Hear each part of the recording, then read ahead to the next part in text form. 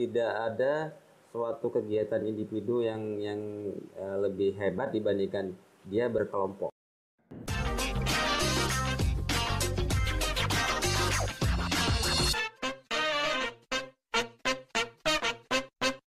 Kembali di obrolan seputar Agro Inovasi Podcast. Hari ini saya bersama salah satu peneliti di Balai Besar Pengkajian. Beliau adalah Dr. Wasito. Apa kabar, Pak Wasito? Baik. Saya lihat ada kegiatan di Situbondo, Pak ya, terkait RPIK, Riset Pengembangan Inovatif Kolaboratif. Nah, sebenarnya RPIK itu apa sih, Pak? RPIK itu tadi seperti kebanyakan tadi itu adalah Riset Pengembangan Inovatif Kolaboratif. Itu bersumber dana dari PEN, Pemulihan Ekonomi Nasional. Bagaimana di saat COVID itu bisa mengembalikan atau membangkitkan ekonomi masyarakat. Oh, jadi walaupun sekarang pandemi, tetapi masyarakat bisa bersiap untuk menghadapi, terutama yang ekonominya terdampak tadi, Pak ya? Iya, betul. Nah, RPIK itu ada di mana saja sih, Pak? Apakah cuma di Situbondo kemarin atau ada beberapa tempat yang lain? RPIK yang dikelola oleh Pusat Penelitian dan Pengembangan Peternakan. Oke. Itu ada 4 lokasi. Yang pertama di Sumatera Utara, itu di Kabupaten Deli Serdang. Ya. Kemudian yang kedua itu ada di Banten, itu adanya di Kabupaten Serang. Kemudian yang ketiga itu ada di Jawa Barat, itu ada di Kabupaten Indramayu. Dan yang keempat itu ada di Jawa Timur, itu adanya di Situbondo. Oh, apakah semuanya komoditasnya sama, Pak? Atau ada perbedaan? Setiap provinsi itu ternyata sudah berdasarkan dari Pusat Penelitian Pengembangan Peternakan, itu memberi kepada Sumatera Utara itu adalah RPIK kawasan kambing jagung. Kambing dengan jagung. Untuk di Banten itu domba dan jagung. Kemudian untuk di Indramayu itu itik. Kemudian untuk di Jawa Timur itu sorghum dan sapi. Jadi sebenarnya semuanya itu adalah berbasis kemandirian pakan, berbasis sumber daya lokal. Ada peternakan, ada juga tanamannya. Jadi semuanya biar memenuhi pakannya yang ternak ini, berarti. Iya, jadi di semua tempat itu intinya adalah kemandirian pakan berbasis sumber daya lokal. Jadi, tapi setelah itu nanti di dalamnya ada berbagai kegiatan. Kegiatan itu melibatkan dari lingkup Litbang Pertanian. Jadi misalnya untuk di Sumatera Utara itu dari Puslitbangtan itu ada kegiatan teknologi pupuk organik berbasis urin dan limbah padat kambing pada tanaman jagung. Kemudian dari Pusat Penelitian dan Pengembangan Peternakan itu sendiri ada inovasi teknologi kambing perah guna meningkatkan produksi susu dalam integrasi dengan tanaman. Kemudian masih juga di Puslitbang Peternakan, di lingkup Puslitbang Peternakan itu ada misalnya di Loka Penelitian Kambing Potong, itu ada kegiatan formulasi pakan kambing berbasis legum dan bahan pakan lokal lainnya. Kemudian pengembangan kambing burka berbasis kawasan. Kemudian ada juga kegiatan pengembangan tanaman pakan. Itu juga yang dikerjakan oleh Lolit Kambing Potong. Kemudian juga melibatkan BB Mektan. BB Mektan. Ya, itu dengan pengembangan alsitan pabrik pakan ternak berbahan baku produk jagung dan legum. Kemudian juga ternyata melibatkan juga BB Pet. BB Pet itu veteriner itu kalau di Sumatera Utara judulnya adalah pencegahan dan pengendalian penyakit pest paru pada ruminansia dan virus lainnya itu pada kambing. Kemudian ternyata mereka karena kita punya BPTP, kegiatan BPTP itu antara lain adalah penganalisis potensi biomasa POB jagung sebagai sumber pakan. Kemudian yang kedua, kajian dampak dan pendampingan teknologi ternak jagung spesifik lokasi dan yang berkelanjutan. Karena BPTP dilibatkan, akhirnya untuk kegiatan Balai Besar itu judulnya adalah Kajian Transfer Teknologi Mendukung Keberlanjutan RPIK di Kawasan Jagung Kambing. Dari semua kegiatan pada umumnya itu teknis, Seperti contohnya tadi analisis potensi biomasa PUB jagung sebagai sumber pakan itu yang dikerjakan BPTP. Itu bagaimana teman-teman di BPTP itu menanam PUB jagung, baik itu jagung yang dari Balit Bangtan seperti NASA 29, kemudian JH, ya, itu ditanam di sana dan pembandingnya adalah swasta. Ya, mereka sudah existing di situ. Pionir atau BC. Cocok untuk sebagai kontrolnya ya Pak? Iya. Dan sekarang sudah juga mulai dianalisa bagaimana besarnya biomasa antara jagung yang dari Badan Litbang tadi dan jagung yang dari swasta tadi. Oh iya Pak. Ya, dan itu nanti dijadikan pakan bagi silase atau nanti juga akan diolah oleh BB Mektan karena mereka menghasilkan mesin mengolah itu menjadi pakan kambing. Kemudian untuk kita sendiri yang karena kita punya tugas cenderung ke arah diseminasi, saya mengkaji tentang bagaimana transfer teknologi tersebut itu mendukung berlanjutan riset tersebut. Jadi misalnya yang saya lakukan itu saya mendukung kegiatan teman-teman BWTP. Misalnya pada budidaya jagung, mereka menganalisa tanah. Ya. Awalnya, kemudian mereka menanam. Dan saya mengerjakan bagaimana kita mengajarkan petani menggunakan BWD. Jadi BWD itu berguna untuk bagaimana mengefisiensikan pupuk N pada jagung. Bahkan warna daun ya Pak ya? Iya, bahkan warna daun. Sehingga kelihatan kolaborasi. Jadi kegiatan yang sudah dilakukan oleh BPTP kita tidak lakukan, tapi saya mensupport kegiatan itu dengan BWD. Antar UPT yang terlibat harus saling support juga Pak? Iya. Ya. Benar. Saking banyaknya kegiatan tadi itu kegiatannya segitu banyak hanya dalam satu provinsi Pak? Dia sebenarnya begini. Jadi fokusnya kan tadi kawasan. Iya. Sehingga kita kan tidak juga bisa menjangkau kawasan yang luas dahulu. Betul. Jadi kita mulai ke kawasan yang kecil.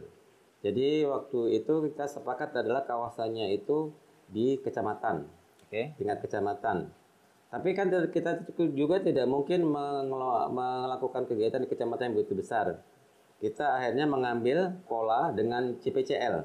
Calon petani, ya, calon petani tim lokasi. Jadi kita lakukan CPCL, ternyata ada 2 lokasi di Sumatera Utara di Deli Serdang itu yang pada satu kecamatan itu adalah di Sukarinde dan di Parbandan. Kemudian yang sangat banyak kegiatan itu adalah di Sukarinde.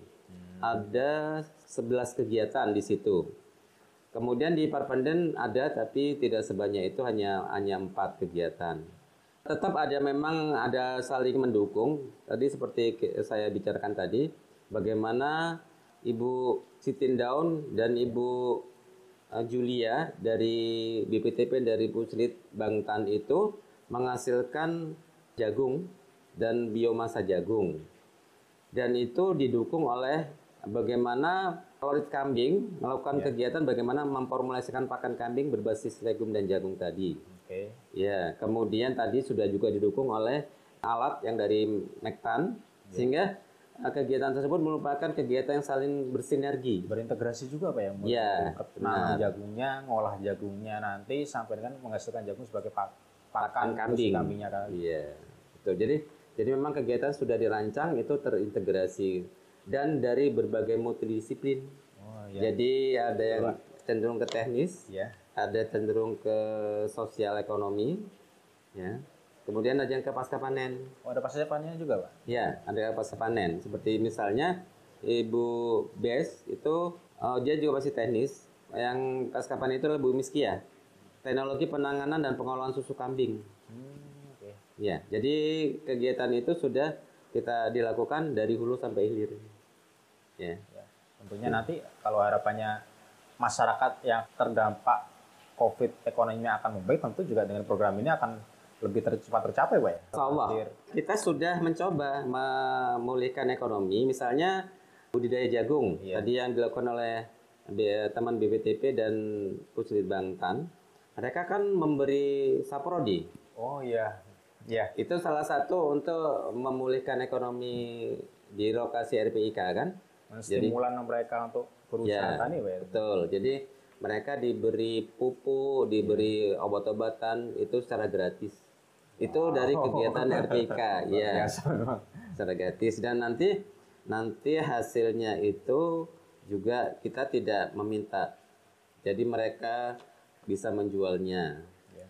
Berarti full dari Saprodi, terus juga diikuti bibit, dengan termasuk bibit. Termasuk bibit. Iya. Dan pendampingan juga pasti dilakukan, pendampingan, Pak, ya? Iya. Serta nanti sampai dengan mulai dari awal hulunya sampai hilirnya. Iya. Tentunya dengan pendampingan perang Balitbangtan, tentu di sini sangat berperan dalam upaya-upaya agar masyarakat tetap berdaya, Pak, ya, di situ. Iya, benar. Jadi bagaimana di saat dia kalau ada serangan penyakit, ya, misalnya pada jagung tadi, mungkin ya harus turun teman-teman dari BPTP untuk itu. Kemudian misalnya juga ada ulat geraya yang pada tanaman jagung, juga mereka harus bagaimana mengendalikannya. Itu peran-peran kita, peran-peran dari Litbang Pertanian, terutama dari kegiatan Puslitbanglag ini bisa bermanfaat untuk petani. Apa yang menarik, Pak, dari kegiatan RPIK yang ada di Sumatera Utara daripada di daerah lain? Yang menarik adalah kita melibatkan Gapoktan. Okay. Ya, jadi kita sudah di awal merancang itu adalah kawasan jagung dan kambing. Yeah. Sehingga kita karena masih tahun pertama kita masih dalam taraf Gapoktan. Tapi Gapoktan kan sudah besar ya, satu desa ya. Itu jadi seperti saya, karena saya fokus ke transport teknologi itu, akhirnya saya berfokus pada bagaimana membuat dinamika dari Gapoktan itu jadi baik, ya kan? Bagaimana nanti pertemuan mungkin akan lebih rutin. Jadi sebelum ada RPIK itu mungkin hanya sekali, mungkin diharapkan nanti 2 kali sebulan. Terus kemudian saya juga mencoba bagaimana membuat media kemarin kita membuat tempat untuk display. Oh, tempat display. Iya, memamerkan gitu. Iya, jadi nanti di situ merupakan salah satu transport teknologi ya. Teknologi kan bisa dari berbagai cara ya. Betul. Yang tadi mungkin introduksi teknologi. Saya termasuk dari bagaimana kita membuat display. Nanti diisi dengan misalnya leaflet gitu, tapi terkait dengan yang ada di Karindi itu. Jadi misalnya jagung, kemudian kambing. Jadi misalnya membuat leaflet tentang ulat geraya, kemudian membuat leaflet tentang BWD, sehingga mereka nanti mungkin bisa membaca. Kemudian kita juga memberikan yang dari Bali Tanah itu kan ada uji perangkat uji tanah. Ya, PUTS, PUTK. Yang di sana karena lahannya lahan kering, jadi kita PUTK. PUTK ya. Iya. Jadi itu salah satu transport teknologi. Kalau transport teknologi yang teman lainnya itu berdasarkan teknologinya. Terus nanti mungkin di akhir kegiatan tugas saya yang memang agak lebih harus ini, karena bagaimana nanti apakah transport teknologi itu berlanjut atau tidak. Itu sehingga saya nanti mungkin akan bulan Desember nanti mungkin saya akan melihat sejauh mana tentang PUB Badan Litbang yang tadi NASA 29 apakah masih dipakai atau tidak, ya kan? Itu yang menarik keberlanjutannya, Pak. Iya, nanti itu sangat jelas nanti, tidak teori ya, tapi real di lapangan ada kegiatan di situ. Kemudian setelah mereka diberi saprodi segala macam, setelah itu kan tidak, musim tanam berikutnya kan tidak. Apakah nanti mereka masih melanjutkan yang NASA 29, PUB nasional atau yang JH tadi? Kalau tidak, kenapa? Ya kan? Kajian awal sudah terlihat sih memang. Jadi ternyata ada hal-hal yang perlu kita ini. Ternyata kalau mengintroduksi teknologi itu, kalau ada teknologi itu yang masih agak lemah, mungkin itu jadi pertimbangan kita untuk mengintroduksinya. Dari awal-awal itu kan kita bisa itu ya melihat ya, supaya nanti keberlanjutan itu akan tercapai. Yang harapan kita adalah pendapatan mereka meningkat, diikuti dengan menerapkan teknologi yang dari Badan Litbang. Karena kita juga sekalian mendiseminasikan teknologi Badan Litbang. Dan itu asli teknologi dalam negeri. Iya. Punya anak bangsa gitu. Iya. Nah, itu harapan kita. Sampai dengan kemarin, Pak Masito, respon teman-teman petani di sana bagaimana, Pak, terkait kegiatan RPIK ini? Terkait dengan respon dari petani, yang bisa saya katakan kalau untuk kambing burka, kelihatannya mereka sangat respon. Itu kan kambing baru, Pak, burka. Iya. Sama kacangan, Pak. Iya.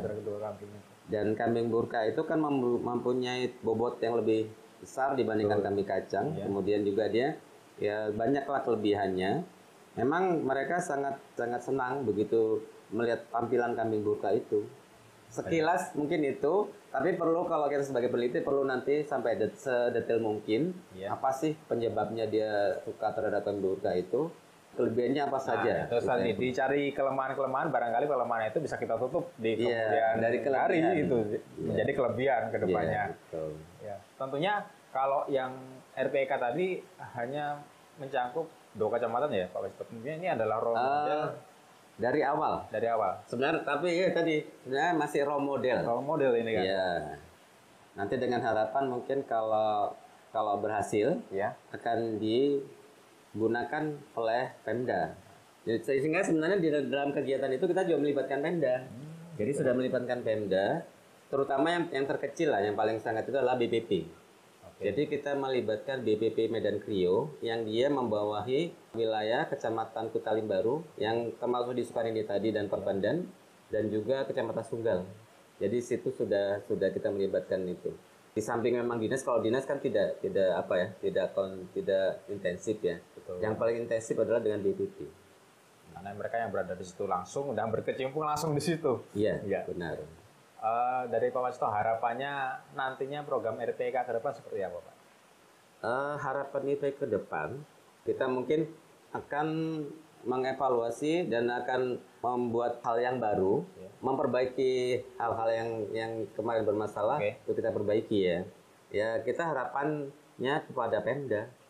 Di kecamatan itu kan ada kepala UPTD ya, UPTD di tingkat kecamatan dengan koordinator penyuluh, itu mungkin harapannya mereka bisa melanjutkan hal-hal yang memang terlihat memang positif bagi mereka dan benar-benar meningkatkan pendapatan petani. Ya.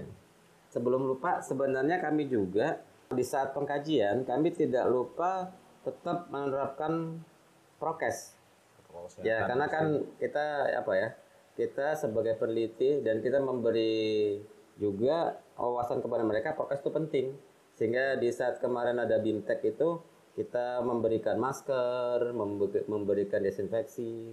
Sehingga petaninya saat yang pertama pengetahuan atau keterampilan dan sikapnya meningkat, yang kedua ya tetap selamat ya Pak. Ya, supaya nanti jauh dari penyakit COVID ini. Ya, jadi hal itu kemarin kita tidak lupakan karena kita memang di saat kita melaksanakan itu memang COVID-nya masih tinggi di Sumatera Utara. Dan ke depan setelah ada COVID, harapannya pendampingan ke depan juga akan lebih intensif ya Pak Warsito.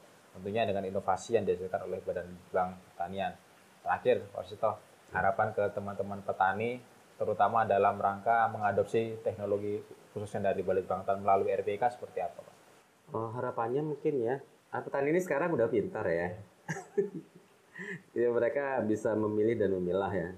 Harapannya mungkin yang menurut mereka itu memang lebih unggul dibandingkan di swasta, itu tetap harus digunakan, tetap diadopsi ya.